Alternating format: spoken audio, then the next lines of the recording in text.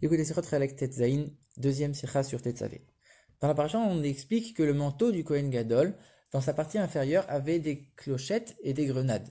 Une clochette et une grenade alternées comme ça tout le long du manteau du Kohen Gadol. Et le Ramban pose la question, si les grenades elles étaient vides, comme Rashi le dit, alors ça veut dire qu'elles ne servaient à rien.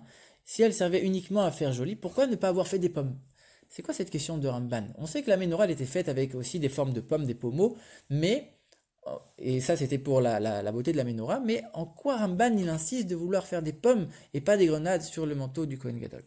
Alors déjà il faut comprendre à quoi servaient ces clochettes qui sont sur le manteau du Kohen Gadol. Finalement c'est écrit que s'il rentrait dans le Kodesh, dans le Saint, sans ces clochettes-là, il était passible de mort.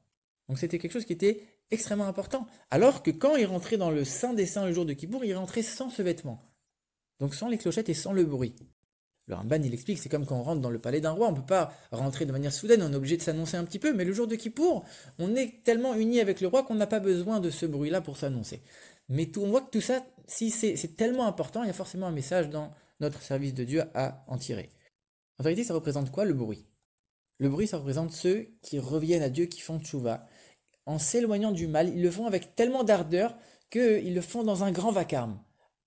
De manière plus fine, pas seulement ceux qui font tchouva, mais tout celui qui prend conscience qu'il a une existence qui est un peu grossière, un peu séparée de Dieu, et qui veut se rapprocher de lui, il va le faire avec un grand vacarme, un grand enthousiasme, une grande chaleur, et c'est ça qui est représenté par le bruit.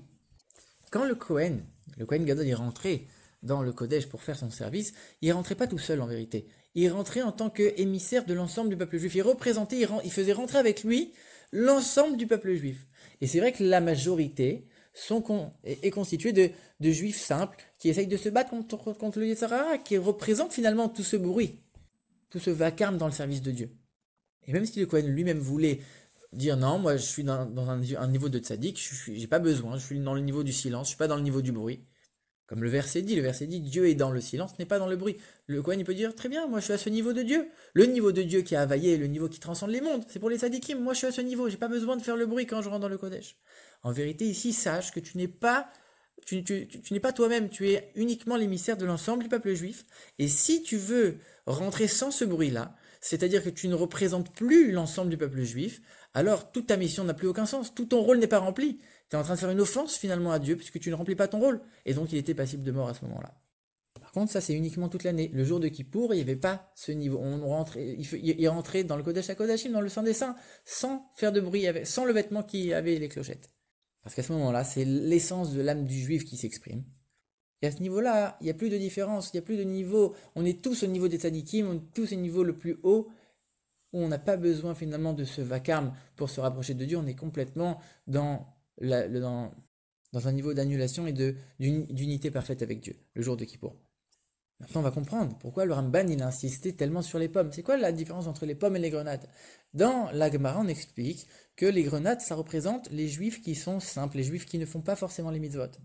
Comme le verset dans Shirachirim qui nous dit Kebel acharimon rakater, ta tempe est comme une tranche de grenade. Ta tempe rakater, on peut la lire finalement rekanim shebar. Ça veut dire les gens qui sont vides dans le peuple juif, les gens qui ne font pas la Torah et les mitzvot, ils sont comparés à la grenade qui est remplie de grains, et eux aussi ils sont remplis de mitzvot, comme la grenade est remplie de grains. Mais concrètement, on est en train de comparer les juifs simples à la grenade. Donc la grenade, ça a une connotation qui est un peu en train de descendre et de mépriser les juifs en disant, eux, c'est des gens qui font pas forcément les mitzvot. Même s'ils sont remplis de mitzvot, mais c'est des gens qui sont un peu bas, un peu grossiers. C'est pas très flatteur pour le peuple juif. C'est pour ça que Rashi, qui lui voit les choses de manière simple, d'après le sens simple du texte, de manière extérieure, il va dire non, c'est des grenades, c'est normal que ce soit des grenades. De manière extérieure, on voit que le comportement n'est pas comme il faut, mais Ramban, lui, qui voit les choses de manière plus profonde, il dit non. En vérité, profondément, chaque juif est parfait. Chaque juif est au niveau de la pomme. C'est quoi la pomme? La pomme, ça représente un niveau d'union et de plaisir divin extraordinaire. On aurait dû faire des pommes, dit Ramban. Chaque juif, quand on regarde la profondeur des choses, chaque juif est à un niveau de perfection et d'union avec Dieu. Et donc, même si c'est les juifs qui font le vacarme, les juifs qui sont dans le niveau inférieur du manteau, même eux, en vérité, tout le monde est des pommes. On est tous à un niveau parfait. Et c'est pour ça que la menorah qui avait 7 branches, 7 types de servir Dieu, c'est 7 types de juifs, 7 manières de servir Dieu. Alors là, on mettait des pommes. Ça représente que chaque juif, il est parfait en vérité. Et donc, on aurait dû faire la même chose dans le manteau du Kohen. Alors c'est vrai qu'on a toujours présenté le, le bruit comme étant les juifs un peu simples et le silence comme étant les tzadikim, mais il y a peut-être une qualité dans ce bruit. C'est quoi le bruit? Le bruit, ça veut dire que quelque chose est tellement fort qu'on ne peut plus l'exprimer de manière calme. Ça dépasse les limites, on n'arrive plus à se contenir et ça s'exprime par un bruit. Ça veut dire que ça représente le fait de briser toutes les limites. Et ça, c'est beaucoup plus fort que tout finalement. On pourrait se dire, c'est vrai qu'on est dans une génération où il faut diffuser la Torah, il faut rapprocher chaque juif au maximum de la Torah et des mitzvot. Mais pourquoi le faire de manière tellement ostentatoire, de manière tellement bruyante et tellement publique? Pourquoi le faire avec un vacarme comme ça? En vérité, on vient t'apprendre, regarde, le Kodesh, quand le Kohen y rentrait dans le Kodesh, il le faisait avec du bruit, avec le bruit des clochettes. C'est important de savoir que quand tu veux faire rentrer un juif avec le Kohen dans le Kodesh, c'est-à-dire faire rentrer un juif dans la Torah et les mitzvot, il faut que ça se fasse avec du bruit, avec un enthousiasme, avec une chaleur. De la même manière que ceux qui sont contre la Torah et les mitzvot, quand ils font quelque chose, c'est avec une grande publicité, une grande chaleur. Alors nous aussi, quand on doit faire quelque chose dans la Torah et les mitzvot, on doit toujours le faire avec une grande publicité, un grand bruit.